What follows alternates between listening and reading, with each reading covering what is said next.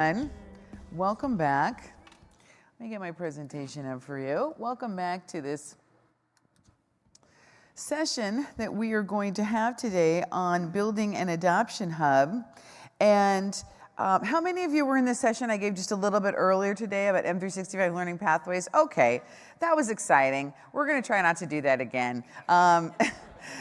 I decided, Fred the palmetto bug decided to join me on stage, and that didn't go so well for me. So we're going to try to talk about something different, but I do want to let those of you know who were in that session, I'm going to cover a good deal of that material in this session as well. So it'll be in the context of the bigger conversation around building an adoption hub, but you will see some of that same material. So I just want you to know that up front. Happy to show it again, though. So as you think about, first off, thank you for staying and coming to a 12:30 session on a Friday at Ignite. That is amazing. I am super impressed with all of you and how deep you are into this. I recognize some of you, you've been in my track. That's wonderful because adoption is having its moment right now because I think people are really understanding that to get the most out of Office 365 or M365 in general, you really have to help people use it, how to understand it, and what to do. There are people who are called service adoption specialists, champions, and professional trainers who do this work. My job is to enable all of them across teamwork and Microsoft Teams in particular. And so I think Microsoft Teams also is accelerating the need for the types of tools and ideas that I'm going to share with you today, because as that hub for teamwork, it's bringing together all the services of Office 365 and maybe your line of business applications and other things, and all that really needs some change management put around it. So the methodologies that I talk about go alongside of traditional ones like the ProSci certification. That's an organizational change management certification that you can acquire.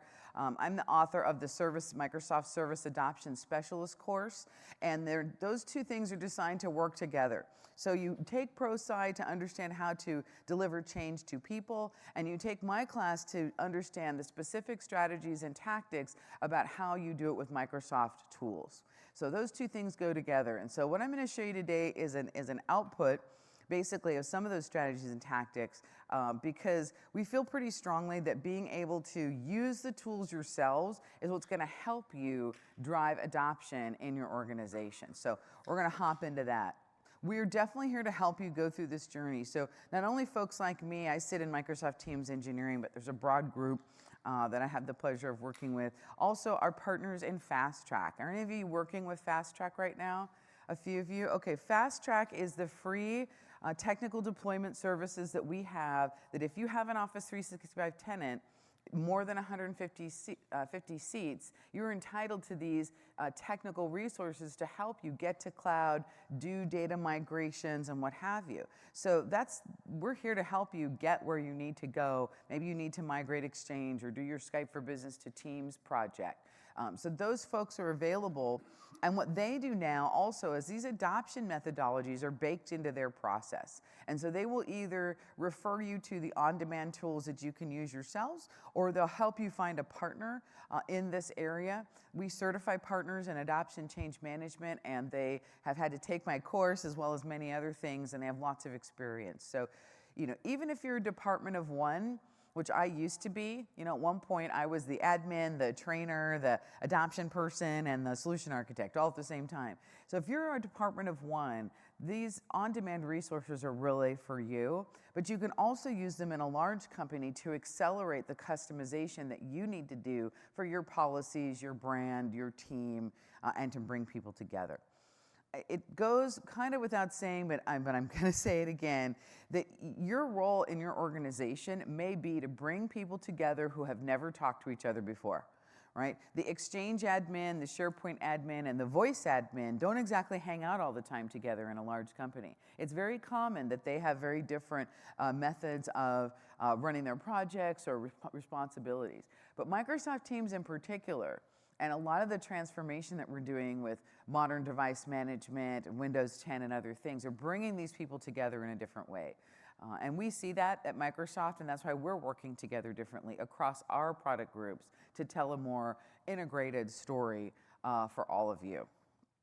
So What we want to think about is this is a different version. I did another session earlier in the show about the top 10 adoption practices for both IT pros and end users for Microsoft Teams. This is a changed version of this slide a little bit. And what I really want you to focus on there is the fact that we have two sets of adoption best practices, right? IT pros need to use the tools. They need to understand what's necessary to manage them, to deliver healthy experiences, and to manage change. End users are really thinking about themselves, frankly, and as well they should, right? What do they need to get done in a day? One of the secret sauces of this work is to know who you're talking to, right? Know who you're talking to. If you're talking to a stakeholder, in my world, it's a corporate vice president. If I'm talking to a CVP about their use of technology, even inside of Microsoft, the first thing I do is say, what keeps you awake at night? What is it that you feel like you could be doing better in your particular division? Listen to their issues, right? Listen to what's going on with them. That's going to help you know how to design the adoption work and the solutions you need to deliver. For end users, they have a bit of a different perspective right now. They're overwhelmed with change. We at Microsoft are putting them through a good deal of change fatigue. So it needs to be worth it for them. You need to be able to share with them what is going to be different for them that matters, right? How is it going to help them either be untethered from their desk because they'll have the mobile app to be able to get to information, for their bosses or what have you, or for their customers more quickly, things of that nature. So that's something that we at Microsoft can't give you. We can give you the strategy for that, but you yourself have to understand your business well enough to know what some of those issues are. And if you don't, you can use some employee sentiment tools and like a form I'm going to show you to gather that data. You can certainly engage with our partners. I keep looking behind me for more bugs. Okay, I need to get a grip here. You can engage with our partners or with Fast Track or with other people to get employee sentiment data, but also you can just go direct. Right? You can use a form inside of Office 365 and put that out to folks, even a subset of them, and gather a beginnings of a baseline of employee sentiment with the services you're delivering. Really, that should be a definite first step. You have to know where people are at, what they feel like, and what services they're currently using. Worked with a customer recently, and we did a survey like this, and we said, tell us about your satisfaction with OneDrive and SharePoint. And this customer got a lot of replies, what is that? What is that? Don't forget about these people who have no idea what we're talking about, right? A lot of times I will see champions and trainers, someone will say, well, how should I save this file? And all of a sudden the champion will say, well, you can save it over here on the backstage of Office, or you can put it in OneDrive, or you can just drag and drop it over here. I mean, like really, you've got to slow down, right? Because it's really important. People are not going to soak all that up in one fell swoop, right? So being able to deliver the information more slowly at a pace and remembering that people don't remember this the same way you do. I don't know if any of you were in my pre-day, but in my pre-day, the very first thing I have some of the people do is I give them some instructions on a screen, 5 simple steps to log into the demo tenant. It takes a half an hour, basically, to get a couple hundred people logged into the demo tenant. And I don't do that because I can't automate it or make it easier. I do that to remind folks that 5 simple steps looks easy on a slide, and it isn't necessarily on your computer, right? And so this is another important piece of building this adoption hub that we really want to make sure that you have. All right, so that's the preliminary intro. Now let's go over into the actual tools themselves. And what we're going to do here is we are going to start and get to the right location. All right. We're going to start with the SharePoint provisioning service. You might say, you're from Teams Engineering. Why are you starting with SharePoint? I'm starting with SharePoint because SharePoint is the powerhouse that delivers files and content experiences throughout your intranet and inside of Microsoft Teams. There is no Teams or SharePoint. There's only Teams and SharePoint, right? So when people ask you that question, make sure that you tell them #BetterTogether. Like, have you missed that? If you follow me on Twitter, you certainly haven't. You need to make sure that you understand that SharePoint is the function that provides that files experience in Teams, but it's so much more than that. And you can find out more about that by coming to this provisioning service. This provisioning service essentially allows you to install template sites that will show you what SharePoint can be. A lot of people have, ideas about SharePoint. Those ideas at this point are pretty much outdated because modern SharePoint looks totally different. You can make it a beautiful experience, and it is a beautiful experience on your mobile device, on your CFO's iPad, and you can deliver secure content experiences with it. And so what they've done is create this provisioning engine that will allow you to deploy these sites into your organization as a template. So you do have to be a tenant admin to do this. Right? You have to be a tenant admin to do this, but once the site is deployed, anybody can be an owner of it, right? So you might have to go and work with your IT admin to get it initially deployed, but once that's the case, then you continue to work on it. And I have people do two things with these sites. With one section, they will simply use it as inspiration, and then they will go build their own. Another group of customers will simply use this as the boilerplate and then just customize it with their own names, their own data, their own lists, that sort of thing. However you want to use it is fine. And what I personally like about it is I can install 5 or 6 of these if I want to, or 2 versions of the one I'm going to work on, and I can have a pristine one I can use for reference, and then another one that I'm customizing. If you were in my session earlier, or any of my sessions this week, you will hear me say that if you're in this part of the business, driving adoption, you're sitting in a course like this, you should likely have your own tenant. It's anywhere from $7 to $12 or $15 a month. Sign up for it. It's an investment in your career. And then before you go ask your IT admin to install this, you can have done it yourself. You can understand what it's like to go through the process and help them understand what's going to happen. So I highly recommend that. It's a great way to learn, and it's a small price to pay to increase your technical acumen and understand the way the services work. So I'm going to take a look here at the ones that I can incorporate. So here they've got a lot of intranet examples. They also have examples by department, a sales hub, a conference site, retail operations. And these again, Jeff talked about it in his keynote, Jeff Tieper talked about it in his keynote, that this is really the lookbook for SharePoint, right? So that people have these ideas. Now, as I go through these different pages and see the different kinds of sites that are available, I'm eventually going to end up over here at Solutions. This is where the Microsoft 365 Learning Pathways site comes into play. We made our general availability announcement this week at Ignite. Really exciting. We've been working on this in beta for a year.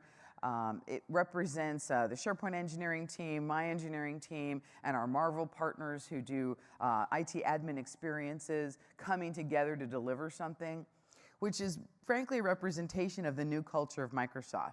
There was a time where we would all build our own thing, right, and given it to you, and you all would have had to sort it out. But that's not Satya's Microsoft. So we came together to do this project, and we have over 4,000 customers who've installed it to date and given us feedback. The idea behind Learning Pathways is that it is this site template that you can install in your tenant, and it will stream to you content from support.office.com for all of the popular Microsoft 365 applications. So Word, PowerPoint, Microsoft Teams, Excel, all of these, the content will stream to you in a playlist-like format. What's also powerful about it is that you can add your own content as well. And so there's several great sessions. My colleague on this service who was here, Matt Wolodarski, did a great 20-minute demo of the solution as well. So if you want to share that with people back in the office, something of that nature, you can look that up. The link is in my deck. But the key here is you don't want to be in the training maintenance business, right? That's just, the services move too fast for that, and especially Microsoft Teams. We are releasing new capabilities every month, and some of them do have an impact on the user experience. I remember we moved the search bar. I know that made people kind of annoyed. We changed meetings to calendar. Or calendar to meetings, I'm going to forget now. But we change things, is the point. And so you want to make sure that you can consume that information on demand, but then also turn off services that you're not using. So the process of installation is really simple. If you go ahead and click add to your tenant, as I mentioned, you do have to be a tenant administrator.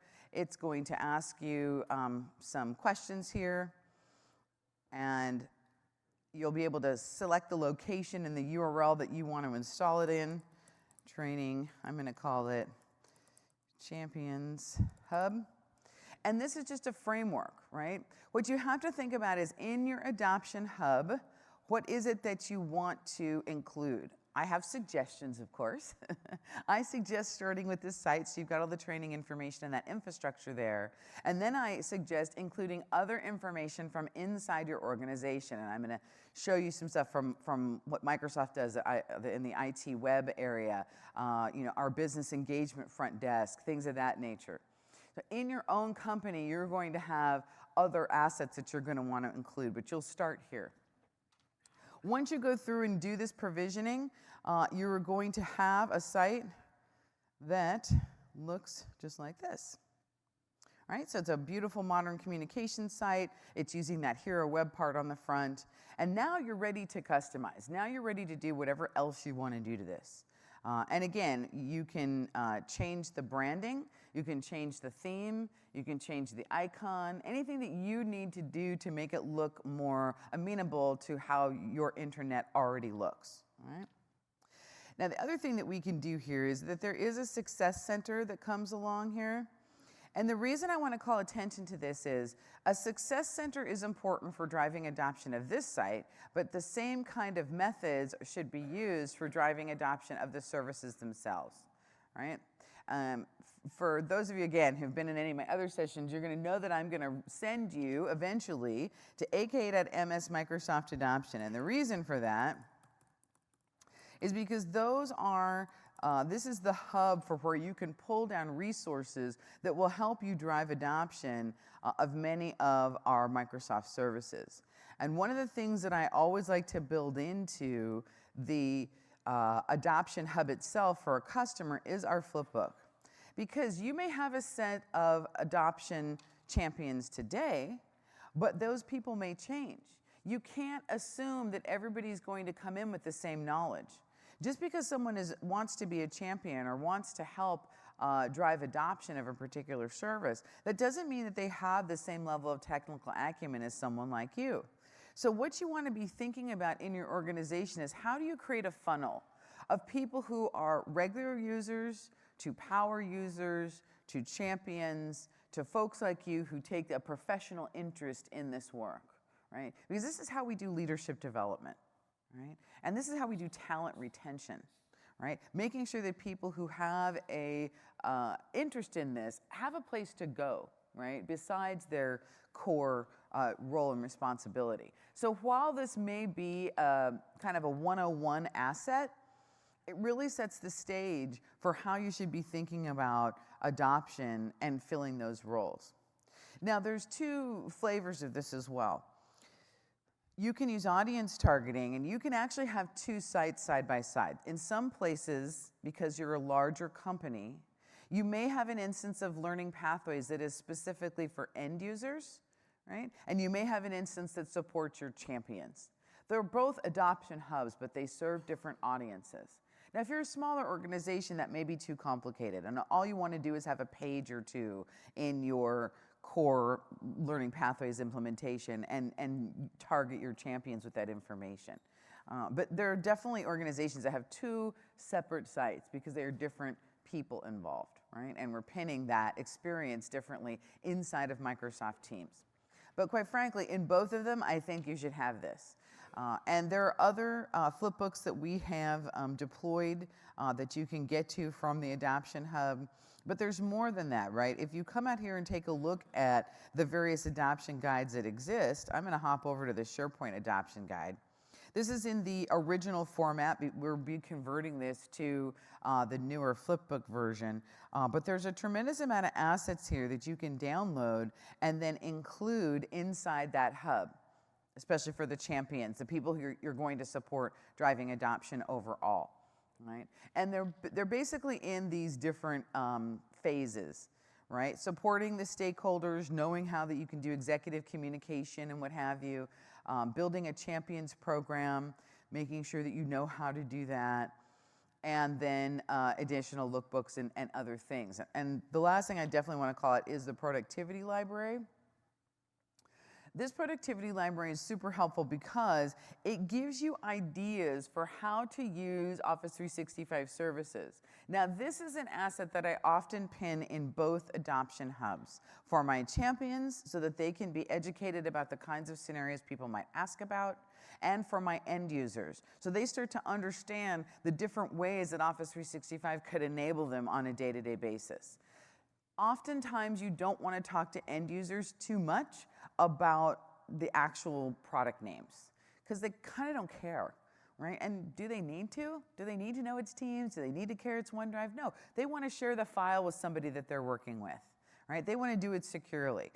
They want to have better project management. They're in education and need to collaborate on a syllabus that they're working on. That's what they need to care about. Right? And so it is important to have the assets tailored in that realm. But there's a few, just like this one, that really enable you to see. And I'm going to go down here to, I'm actually going to go to marketing for a second. Right? And so the items that are in any of these scenarios, it's like a little checklist. It's like a little checklist. And this is more of the great work that comes from the product groups as well as the Marvel team. And this information is all available to be embedded within your learning pathways experience, right? So let's go here and you can just see that it's taking somebody who's a marketing manager through the different tasks that they might want to accomplish as they're using Office 365. Now, what I'll say is, outside of Microsoft, even inside of Microsoft, that's not a Microsoft-only world. We know people use other tools. That's fine. That's why you can customize these playlists inside of Learning Pathways. You know, maybe they're using Marketo, but maybe they're using something else to manage marketing data or customer data in your organization. Maybe it's a custom solution, whatever. You can include these other training materials into your portal in the scenarios I'm referring to. I'm just showing you the things that we publish that focus on Office 365 so you know they're there. Because you would be amazed at the folks who do not know that we have these tools that are available to them. All right, so you have this site here, and I want to call your attention to kind of the way that we've structured it, and then I want to talk about customization and apps. All right, so this is the list of the playlists that we have for training in Microsoft Teams. And if I just edit this page real quick, what I'm going to see is that I basically have the web part. The experience, the playlist experience that you have in Learning Pathways is actually delivered by a web part. And this web part can be dropped on any SharePoint page and filtered to the content you want. So I created a page, I dropped the web part on here, I filtered it to Microsoft Teams, and now I've got a page in SharePoint that I can pin anywhere. I can pin anywhere in Microsoft Teams. And then what you're doing is, the reason that this is really important is, you can give people the training they need on the topic they're looking for without necessarily giving them all the noise of everything else. All right, this is another way that we as professionals in this industry need to tailor and funnel information to our users as needed. The other thing I'll mention is that we have many partners in this space who do just that. They do in-context training, in-context help augmentation that installs inside of Office applications, and that can be extremely helpful as well. So we're a piece of enabling users, but our partners in this space who we've worked with on Learning Pathways have a lot of additional value-added services that can be added. If you have Learning Pathways installed, I'm going to go here and go into the web part gallery. This is the web part itself. Okay? That is the web part that you would be dropping on the page. I think that looks like, you know, kind of a college campus building. Some people tell me it doesn't, but anyway, that's the icon for now. Maybe we'll do a contest and have some designers give us some new icons for the app. That would be actually really fun. So I can drop that on any page and do what I want to do. So I'm going to go ahead and discard those changes.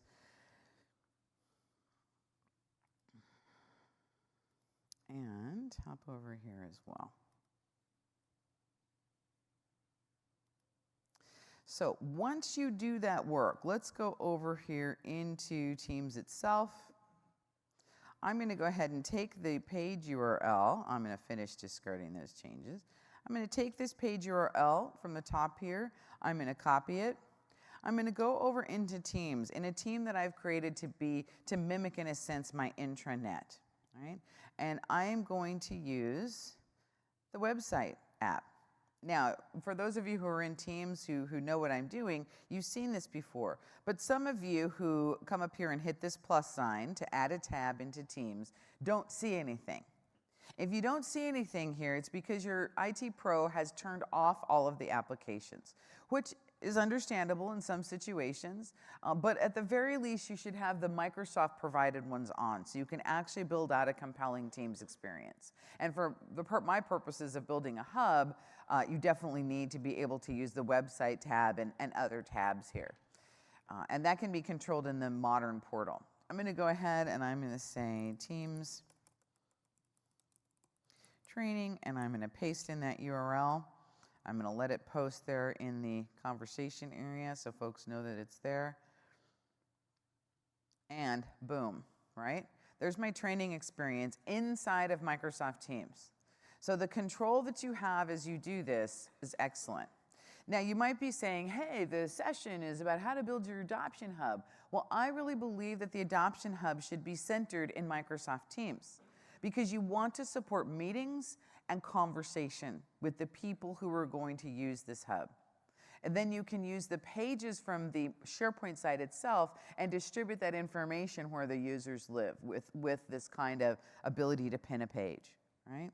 What you'll need to do for this to work, however, is of course you will need to open the main template site up to everyone in your organization from a view-only perspective so that everyone can see the pages, right? It won't provision like that. It provisions with no one being able to see it except the administrator who provisioned the site. So when you're ready to roll the site out, you add everybody in the organization, you run your adoption campaign like we suggest, and then people can start using the pages in this way. But there's a little bit more. There's more that you need to do as well. You have the option to do. I won't say need, but I will say you have the option to do it. Hang on one moment. Let's go over here. Is also to include the app. So I am going to hop over here. So there's another tool that we released in at Ignite here, and I'm going to pull up the planner. And it's called Advisor for Teams. Now we're starting with, this is another partnership project. We're starting with Microsoft Teams, but we're going to continue on with additional kinds of plans that can be automatically provisioned into a Microsoft team. Why does this matter? I have a default project plan for implementing, deploying Microsoft Teams and thinking about your other services as well. It's available for download in Project and in Excel. It took me 5 weeks, but 5 weeks plus 25 years to know how to write that plan, okay? It's not that simple to make a plan for enterprise deployment that everyone can use. So it's great, it's out there and you can use it today. But wouldn't it be cooler if it was in Planner, right? Wouldn't it be better if we could automate that and let you create that at will? I think it would be, and that's what we've done. So Advisor for Teams will go into public preview in the first quarter of 2020, and it will allow you to provision Teams, channels, and plans for popular workloads in Office 365. We'll be starting with this plan here, and this is a plan that will enable chat and apps and channels and Teams. So basically the collaboration components of Microsoft Teams. There's another plan for meetings implementation. And it's not just the fact that I've got all the information here in the order that I like to have it. It's more than that. So not only do I have the tasks that you need to go through with the descriptions and the checklist for each one, but I've also got the links to all that rich content out there on docs.microsoft.com that is available. Right? And I have the ability then to update that from the central plan and you could create a new one, but for the most part, this information that we have is already there. So being able to push a plan to you like this is part of that IT adoption, right? Because we're doing it inside of teams, and one of our central ideas is that you should plan teams with teams. But I always tell folks, don't think about just planning teams. Think about planning teamwork. Teamwork is about people. Teamwork might also include things like changes to your facilities, upgrading room devices, making sure to enroll people's mobile devices, things of that nature. So if you're only thinking about teams, thank you for thinking of us, but you're shooting too low. I want you to shoot higher, right, about what you're going to do with teams in your organization, which 9 times out of 10 is going to include SharePoint and Planner and some other applications and a little bit of integration with common tools and solutions that you already have. So that's the kind of plan that we have delivered for you here. There are several other sessions that deep dive into that. You can find that. You'll be able to find this and all the other information on our driving adoption blog. We'll do an Ignite recap blog with listings of all these things. And if I didn't say it already, you can download these videos on your mobile device and listen to them while you're like mowing the lawn or something, or whatever you want to do. Listen to them on the plane. A lot of people do that. They'll download them before they leave, listen to some things on the plane on the way home.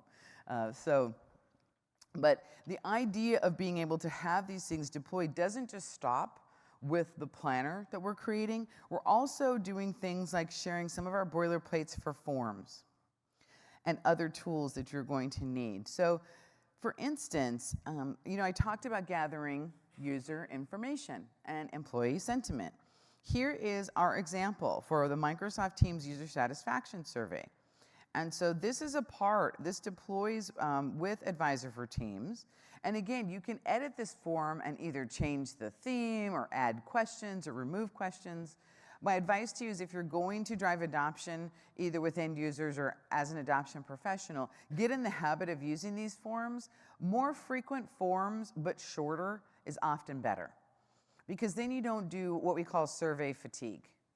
In Microsoft IT, what's now called Core Service Engineering, they have a rule that not everyone in the organization can be surveyed simultaneously. There's only one time a year that happens, our annual employee survey. But for all of these other service satisfaction surveys, it is a percentage of the population that gets that is 5 or 10% of the population of our employees get the monthly pulse survey. And the people can opt out of that if they want to. And then there is a quarterly survey that comes out about key service areas. So one quarter, it will be about collaboration. Another quarter, it'll be about device management. And the topics rotate based on the service owners. So having a strategy like that will get you a baseline of information about people's feeling and also what they're using. As you can imagine, the Microsoft employees are a pretty tech-savvy group of people.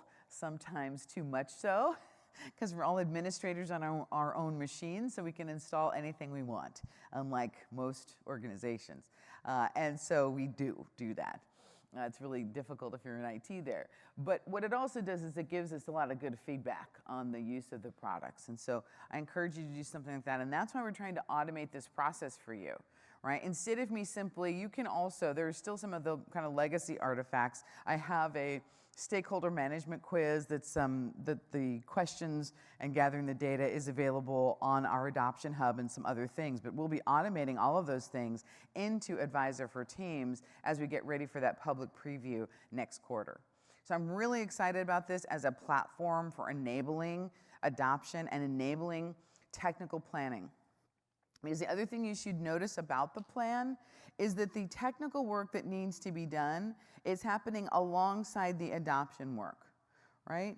And so for instance, implement your adoption plan, right? These actions are here with the checklist that you need. And let me scroll down here to this one, all right? Building your team's adoption plan. So what we find works best for driving adoption with end users is that you do the technical work and the user adoption work together as one team. So don't necessarily be off on your own. Make sure you're working with those IT professionals. If you're the IT professional, make sure you're working with the change folks so that you're working together to deliver that capability. So this is definitely on the IT pro side of the house, advisor for teams. We're really excited about it. We will be adding, as we go to public preview, plans for things like modernizing your intranet, the OneDrive rollouts and deployments and rollouts, things of that nature, and then additional horizontal features like planning for healthcare or planning for retail task management, in alignment with some of the announcements that we've made this week about task management inside Office 365. So those additional plans will be in the interface, and what's beautiful about this is even though it works from Modern Portal, anyone can get to it if you have an authenticated Office 365 capability. An IT professional can turn it off, but by default, access to Advisor for Teams will be on. And so it can create those teams for you, and again, start to build that hub where you can all gather to improve collaboration. So we're really excited about that. Brandon Bernier is the lead PM on this, and the IT Pro team, I do a lot of the content. It's really a team effort, but it's really, we're happy about the fact that we'll be able to deliver these scenarios to all of you in a pretty streamlined way. The other thing I wanted to show here is this idea of the Teamwork Champions team.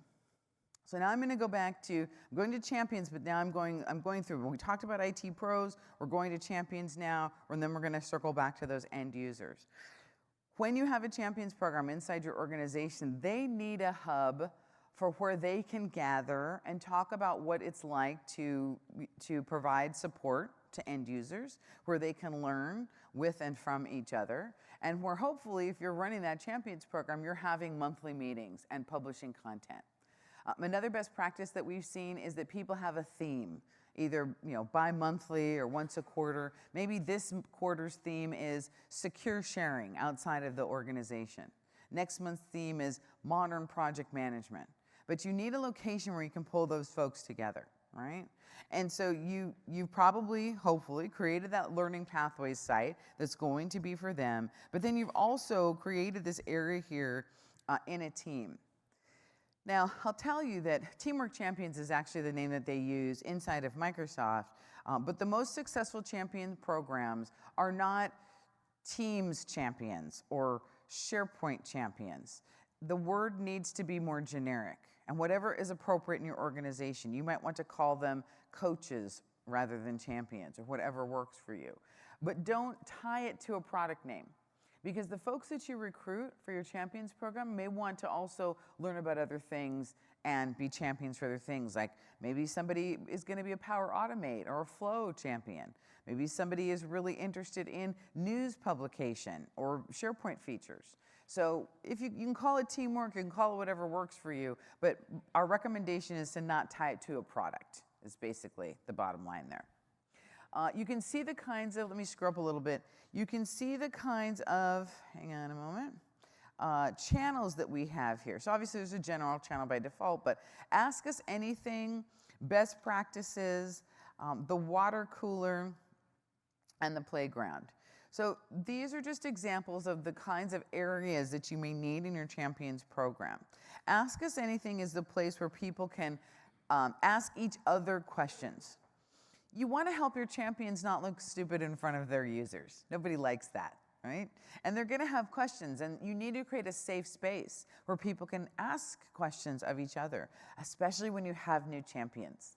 Never forget that it's a little bit intimidating to come into an existing community as the new person, right? And the new person needs to have a great experience of being welcomed, of having easy access to information, and being able to ask questions of their peers in a way that will help them do the gig. So that's what the Ask Us Anything channel is for. And then, of course, in best practices and how-to, this is where we pin the resources. I'm going to go up here to the top. We pin the variety of tabs and resources that those champions are going to need to do their job. Some of them are from Microsoft, some of them aren't, right? In your case, you might have your own internal portal. You might have your internal policies about training and when to do it. For companies with first-line workers, there's often a lot of policies around when people can access materials, right? Because you can't have a first-line worker in most organizations log on to the system when they are off hours. That's a violation of a variety of policies. So there's information like that usually included in this particular best practices area. Usually it is the leaders of the champion community who promote something to a best practice. And it's important to note, something can be an idea and it can be a cool idea. That doesn't mean it's a best practice, right? It just means it worked for someone. So somebody kind of needs to be the curator of that information here. So you'll pin these things into this area. The social hub actually is the automation of following information on social media. How many of you here participate in Twitter? Okay, awesome. How many of you LinkedIn? All right, good. So you may have lots of ideas about social media, and you know, there's certainly places where it's challenging. But in this business, social media is extremely helpful. At conferences and from the various product groups, we publish a good deal of information there. But it can be a lot.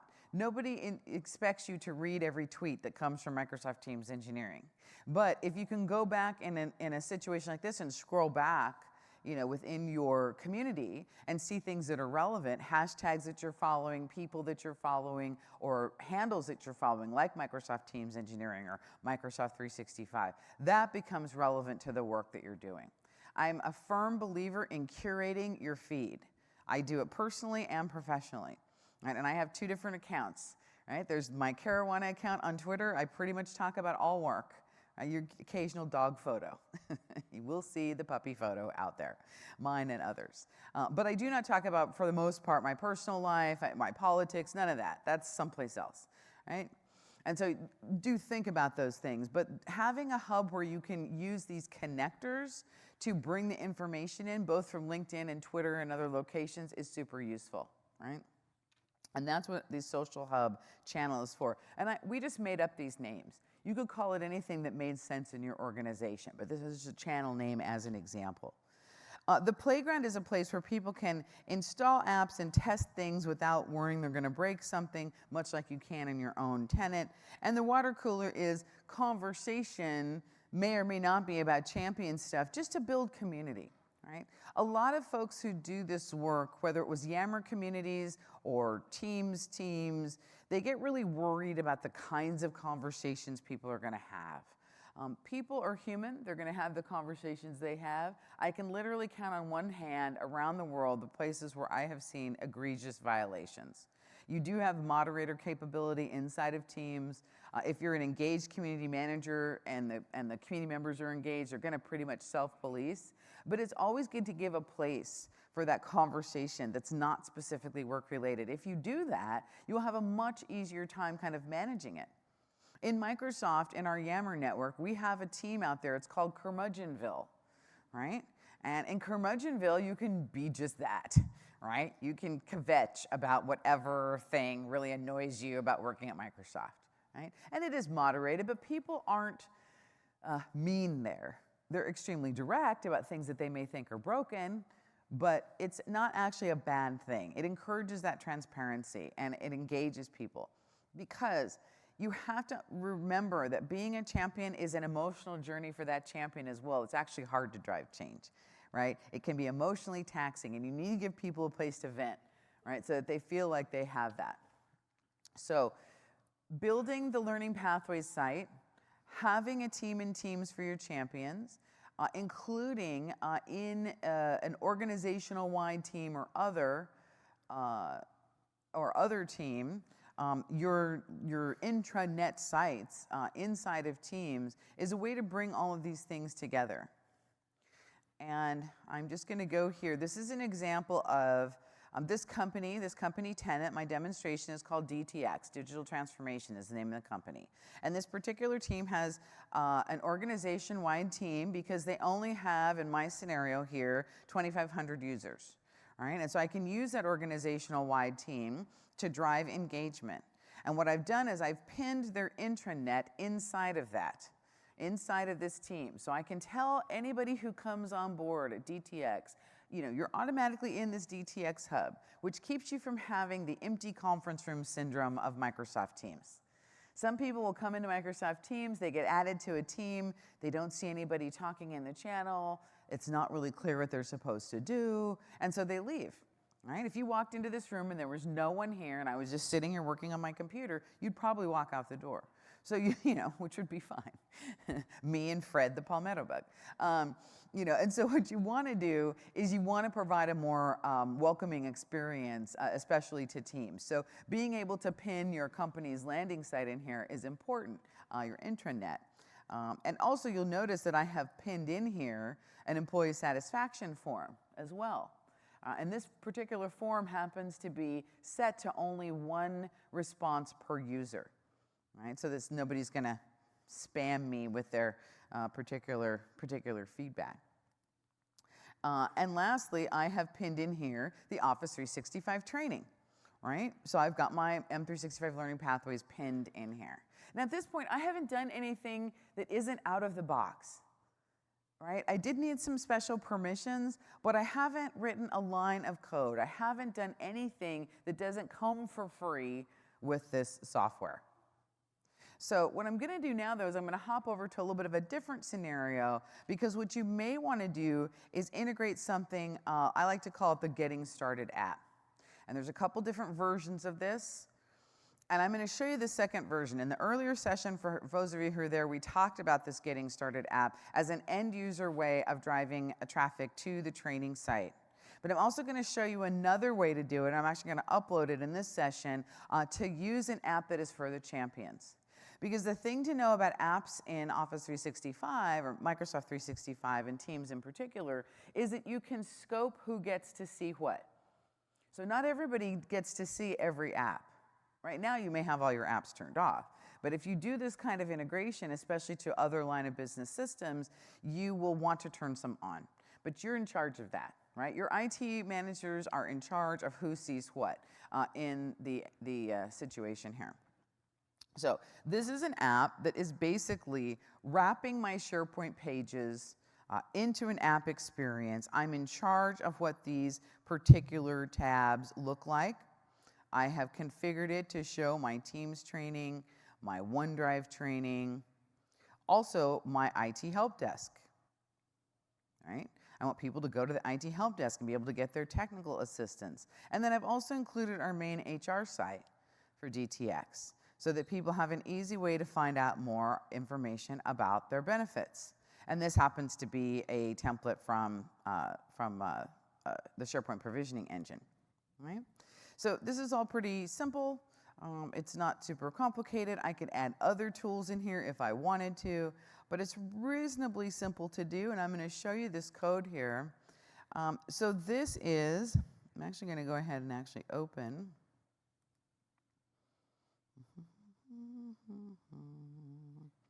There we go. So this is the actual, what they call a manifest file. So if you've never been a developer before, don't be freaked out by the black background and the hashtags and all that. Don't. It's really simple. It is, because I'm like an accidental developer. I was a developer at one point in my life. That was a really long time ago. You know, what I know about it is a little bit ancient history, but I'm updating my skills every day. But this is basically, once you look at it for a little while, a list of the links and information that you want to have show up inside of that Teams app. So you're in charge of what it's called, what the icon is, what the links are, and everything. And then you can sideload it into the product so that people can see it. This template app is available today. It's in beta, right? And basically what it's doing is it's wrapping the content of SharePoint in an iframe and it's showing it inside of Teams. We do have a known issue with that. That's why the app is in beta, but we're working to resolve some of the display issues that we've had with different pages. But for the purposes of testing and what have you, it certainly works perfectly fine. This top part, I recommend you just leave as is. This right here, however, is the version of your app. So my Getting Started app for Microsoft Teams and for the end user training is version 1.6.3. You should definitely keep version control and keep a numbering system when you're doing work like this. Yes, you had a question. Yes, it would work in the App Studio. But for the purposes of what I'm doing, you don't actually have to do that. Now, you can just sideload it, and then you can iterate on it a little more quickly. Right.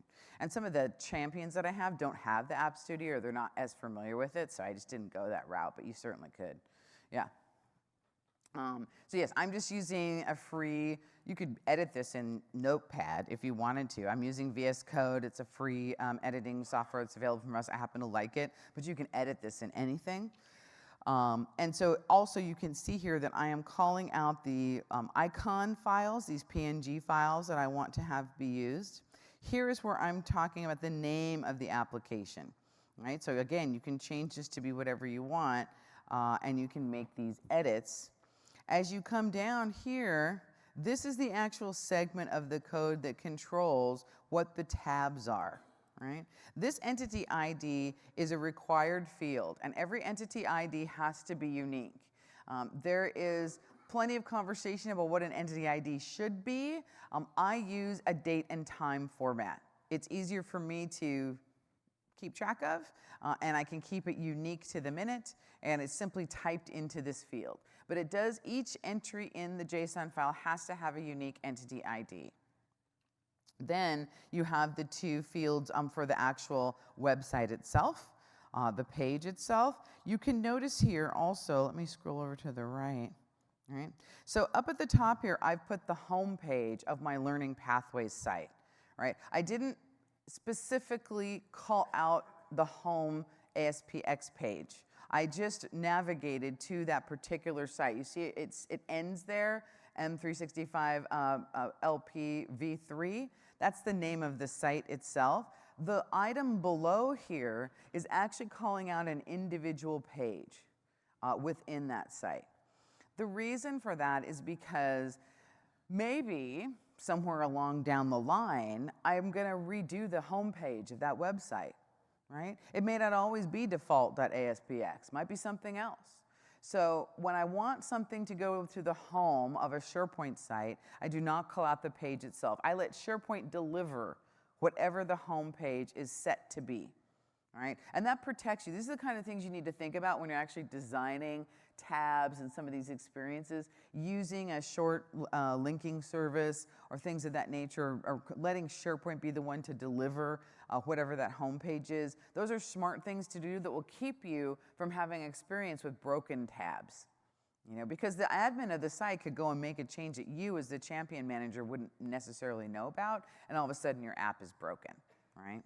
So you definitely want to think about things like that. But you can still call out those individual pages. See, I've got Getting Started with Microsoft Teams as one tab. I've got my OneDrive content. I've got other sites in SharePoint.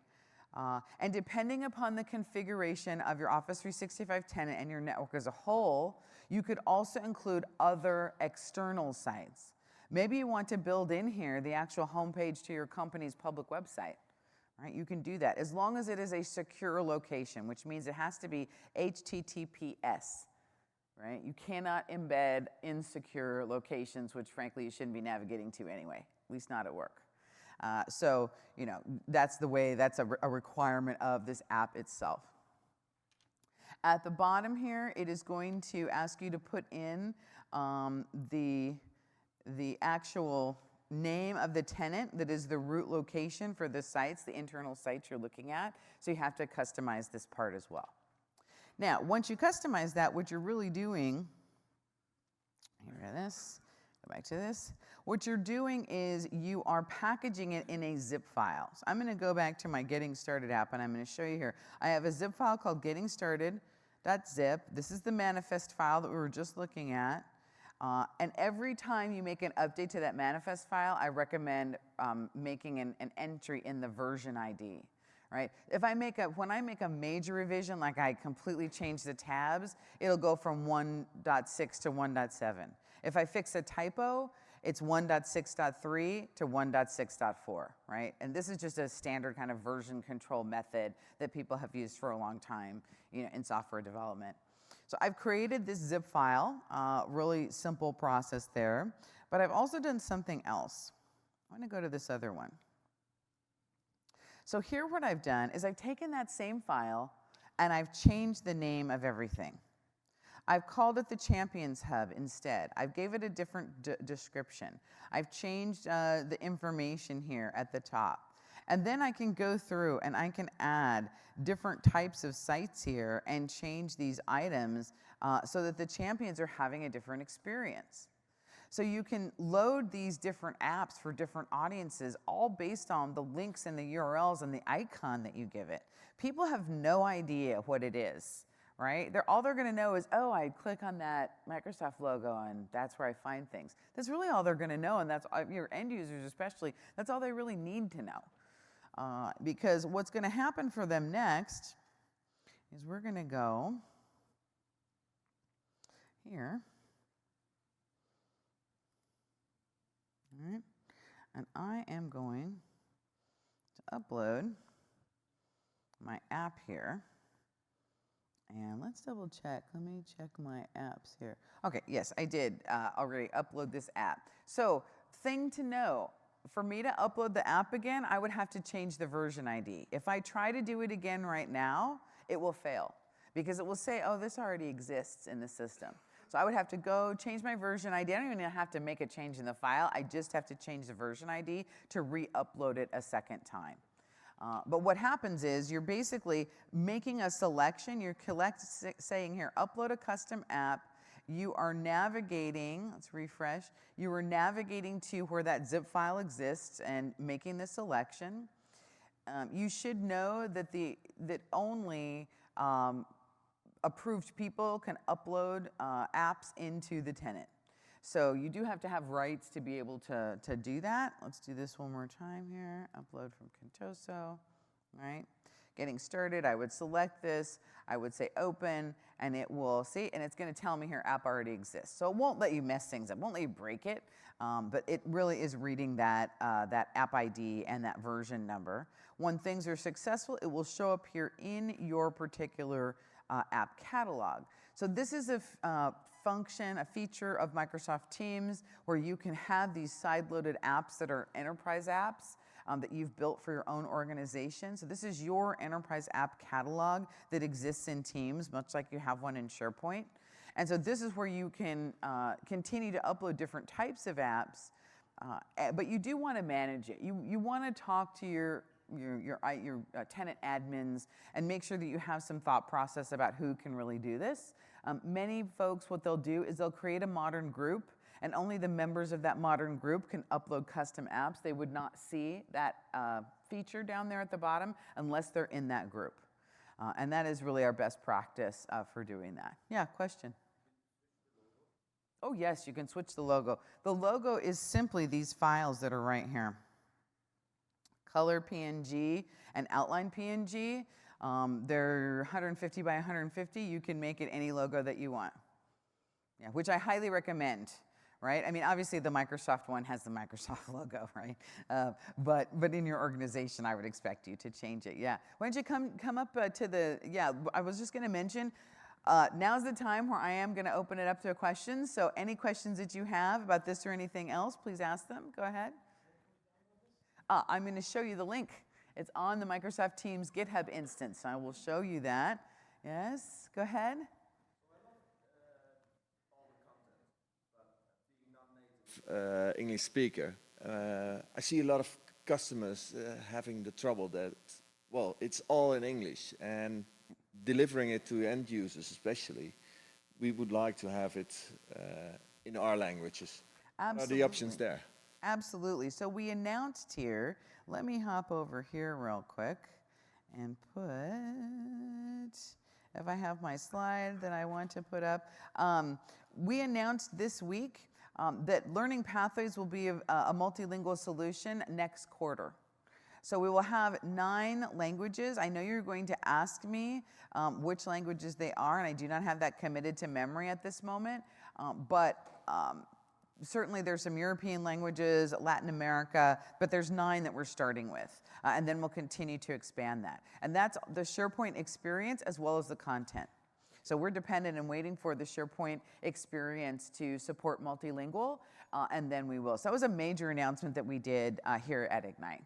And it will be kept updated in the same pace? Oh yes, the same quarterly editorial calendar. Once we go to localization and multilingual, everything we publish has to be published in those languages. Right? So there are sometimes a quarter delay. Like I will publish something in English first, get feedback on it, see if it works, and then put it through the localization engine. That is the pretty much the standard process, but it's a quarter. That's also the problem when you look at the rapid pace that Yeah. new changes are coming. That's It's totally true. I hear you. You know, I'm really excited to get localization. We will increase our pace after that, but it's a great question. Thank you. Thank you. Hi. Oh, sure. Sorry, I didn't see you there. Advisor for teams. Yes. So there's a planner. How would that actually show up? Are you just adding a new team and or it just comes out of the Yes. box? No, you're adding actually, let me see if I can get back there. You are actually adding an additional team to Teams. Right. And if I can go to the right instance of my browser here, the team itself, the first time you deploy, is called Service Management. And then it adds a channel for the type of workload plan you asked for. And then once that team is there, any other workload plans you asked for would just be additional channels in that team. But you're only creating it once, right? You're creating it once today. Right. Yeah, I would actually like people to be able to create it more than once, if only because they'll want to have one to play with and then one to potentially actually use. But the way the service is going to release in next quarter, you can provision this plan one time and that's it. The plan itself, you can't copy a plan. You can copy a plan. As a template. Yes, you can. That is a new feature in Planner itself. The limitation is it doesn't take the attachments with it. So if I go in and take the plan, I can take the plan, but all the attachments in this plan, which are very relevant to this, won't come along. That's why we had to build it in the code. So you're just building it in a code, you're installing it one time, at least initially. That's correct. One per instance. That's correct. Yeah. Yeah, exactly. But we're going to be doing more work around templates, and templates will meet some of those other needs that I think you may have under that question. Yeah, go ahead, sir. A little bit more about the localization. So it'll pick up the user's browser string and do the localization based on that? Correct. Okay. Yeah, and I hear you paying with the translation. We have to do it too. It's expensive. This is why you want to get it out there first, get people. Get the feedback on it. It also will respect, so that question about localization, yes, it hears the browser string, but SharePoint also looks at the OS language. So what your operating system is set to, because we do have some folks who set their operating system to their native language, but their browser to English. There's a lot of combinations there that we're working through. That's part of the work we're doing with the SharePoint engineering team to make sure it's going to respect those settings correctly, and also be really obvious of how you drop down to another language when you're done. And I noticed in the one there we had the social hub, and it was a Twitter feed, and it was able to like or dislike. How do you manage like the user ID for that? Because you had a like or retweet and all that stuff.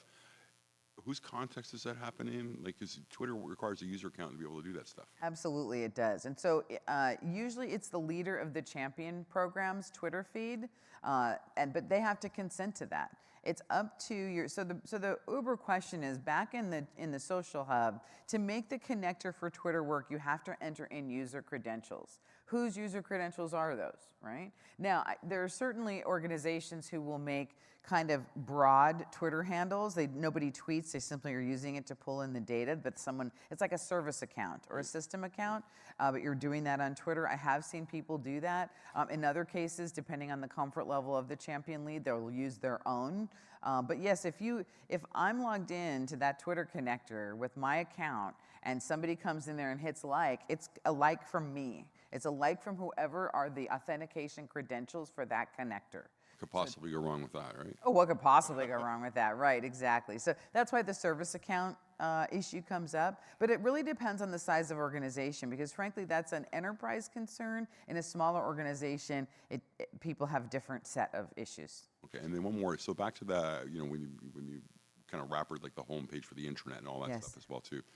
So we have multiple URLs in SharePoint right now because we have different geographies all over, and because it's not just language in some cases, also just the different company entities and all that. How would you go around dealing with that? Because you might have a different SharePoint URL than I do. I would probably build an app that was by region right. or by entity. And we actually see that quite a bit where sometimes there's some companies they will have merged together, but they're loosely coupled, which means the merged entities maintain their own brands and their own SharePoint instances and things of that nature. So you'll build an app that is for Division A that has different URLs in it than the app for Division B. That's why I would use the app. But other things are the same. The HR link's the same. The Yep, other you ones can are make the it same. the HR link, you're in control. But I am actually able to read based on some things like where you are, the machine, all that other stuff, which is the correct one. So could I put that in the JSON file then? Yes, you Look could. at it that way then? Yes, you could, In the and app, if you then? do that, contribute it back to the community because we'd all like to see that. It won't be me, but so I know what you mean, though. Yeah, absolutely. And that's the sort of thing. That's one of the reasons we release the app as open source, because our MVPs and partners will be doing things like that and improving and enhancing that JSON file that we can then all share with all of you. So it's great. Yeah. Next question. The Learning Center, this is great when we want to deploy maybe like a new workflow or a new application. For my interest, we've actually deployed a lot of those applications, and now our champion group is mostly interested in all the features that are released monthly. So is there a way to leverage the same Learning Center to just like feed them that information, like all those monthly updates? Oh, yes, most definitely. So that question of staying up to date is a big one, and there's a couple of different ways to do that. So before the fact, that information comes to the message center, right? And one of the good things to do with the message center is to add as an email distribution a O365 Modern group, so that all of those notifications go to that Modern group. That Modern group notification can then be incorporated in a SharePoint page. You can use a flow to take those messages and put them in a SharePoint list, one of my favorites, so that then you can filter on those notifications very easily based on the metadata. And that list can then be embedded in the SharePoint site or in Teams. It can send notifications in Teams. So we've had a lot of conversations about this kind of service awareness. We're doing a bunch of work on that, especially in Teams. We're reasonably good at it. We're not great at it all of the time, and we know that. And so what we want to do is, first off, incorporate those kinds of things into this app, release it to the community, release some other templates that would automate that better for folks. The second thing to think of is after something's deployed, almost all of the product groups maintain a blog on the tech community. And one of the things I've seen is that people have pasted the RSS feed from that tech community blog. Yeah, that's actually what we're using. Yeah. So every month when we like prepare a monthly meeting, we look at all those community blogs and just like syndicate all that information and try to format it in a way. But the problem that we're having is after the meeting, people want to take a look at that information like at their own pace, and it would be great to be able to leverage something like the Learning Center. Just to say, okay, just go to the same place you're going for. All that takes is a flow. All that takes is a flow with those RSS feed items, but I would actually do it before, not after. I would use the message center posts, even though they're a little bit more technical and sometimes a little more obscure, they happen before the change. The blog posts are always after, right. But yes, I would be looking at Power Automate at this point to build that into a SharePoint list so that you could then also filter by time and impact and service. Because if what you're really interested in is changes in Teams, but there's a bunch of others for, say, Outlook, for instance, you just don't want to read at that time. You might need them, but not till later. You want to be able to let people filter the information. All right, thank you. You're welcome. You're welcome. Yes. Last one, I guess. You made a team for your entire, company here, right? Yes, that's correct. Why that instead of Yammer? Oh, that's a Considering great that question. It's the year of Yammer. It is the year of Yammer, absolutely. In an organization that is under the 5,000 user limit, that doesn't necessarily already have an investment in Yammer, having an org-wide team is a great solution. Because what it does is it streamlines and simplifies that end user experience. But Yammer should absolutely be used for any organization that, for instance, that's larger than 5,000. But even if you're not, if you want to bring together communities of practice, different roles, and people who may or may not know each other, Yammer's absolutely great for that. But obviously, there are scenarios where that dynamic group, that org-wide team that everybody's auto-joined to, can help people discover and find information from an intranet perspective a little bit easier. So I'm a big Yammer fan. When we launched Microsoft Teams at Microsoft, I launched it with a Yammer community. I love that they've renamed it Communities. I love the app that they have now. And I certainly always recommend also installing that app or the Yammer Community tab for the community managers inside of a team, so they have a place to work together to support that community. But you always have to think about the user experience first. And I do work with a lot of customers in the mid-market who haven't invested in Yammer yet. They're going to Teams.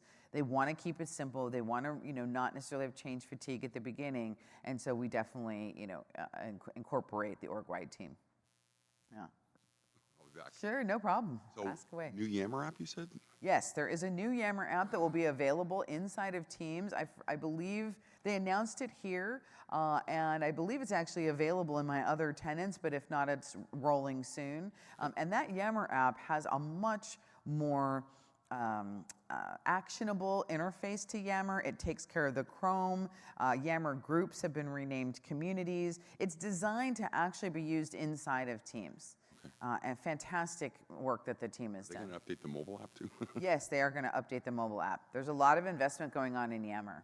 And then with the message center thing, I think I just picked up something that I hadn't even thought of, is that I can take those message center posts, curate them for the product type, Yes. what's happening, Yep. and then surface them through, here's what's coming. That's right. My goodness, I've been trying to get people to watch that message center forever, so now I can just jam it in there. You can just jam it, absolutely, yeah. And make it, here's another thing to think about if you do learning pathways, and especially in these scenarios, to stay up to date on what's new and what's happening. Do a little gamification, make it fun. If people read through all those messages, give them a badge or a star or a piece of chocolate. This again, it's hard work, and sometimes doing the homework of staying up to date needs a little love. I'm just tired of somebody going, my Outlook icon's changed, what happened? Yes, exactly. That's totally true. Yeah, well, hey, subscribe to the newsletter. Go check it out. I'm the change guy though, I'm the IT admin. Oh, yes. So, yes, exactly. Trying to get folks to pay attention. Pay attention. Yep, you're absolutely right. But you got to make it fun, for sure. Yes, next question. Hi. Hi. We are in the middle of building up such a champions community, and my question is there a way to get some swag from Microsoft? I wouldn't mind even trying to get some budget for it, Sure. so that we could engage people a little bit more, so we could do some trivials or giving stuff out for people who really engage and really bring them in. Right. Well, a couple things. There is a store, it is a US-based store where you can buy certain swag for the various products. You can use our customer success kits, and I've had people turn those into stickers that they've printed. Anybody in this room who would like an Office 365 Champion sticker only has to meet me over by my backpack at the end of this session. I am distributing them, pretty broadly. They're new for the show. And so the Champion in a Box kit that will come out in January will also have some of those artworks that you can print and use to create swag. But I will say that the best swag has something to do with your overall company initiative versus the product. But those champion stickers and the posters and all the things that I use down on the floor here at Community Central for my Champions Mixer, I will be releasing as artwork that you can print, and create your own stickers. People seem to love stickers. I don't know what the retro thing about stickers is, but I'm in now because I have a champion sticker. So, Thank you. You're welcome. Hi. I came up with, I remember one thing. I saw in another session when Microsoft was doing their own Teams adoption, you created like a leaderboard where you had a healthy competition amongst people. We did. Will that leaderboard ever become, you could say, public for the rest of, you could say, us to even use? Yes, it absolutely will. So there's two components of the Internal Champions program that we're going to make public through these open source apps that I'm talking about. One of them is being able to put a ribbon or a little notice item on someone's Active Directory profile picture if they're a champion. That's number one. So the Champions Ribbon app is number one, and then the Champions Leaderboard is number two. I've been trying to release that Champions ribbon on the Active Directory image for a little bit of time. So in my view, it's late. It should have been out to you already. So I'm really going to try to get that done next quarter. There's some technical issues with updating that image that is driving inconsistency. So trying to fix that so we can get it out to you. Then we'll start work on the leaderboard. I don't have a date for the leaderboard yet until I get that champions badging out the door. Yeah. Any other questions?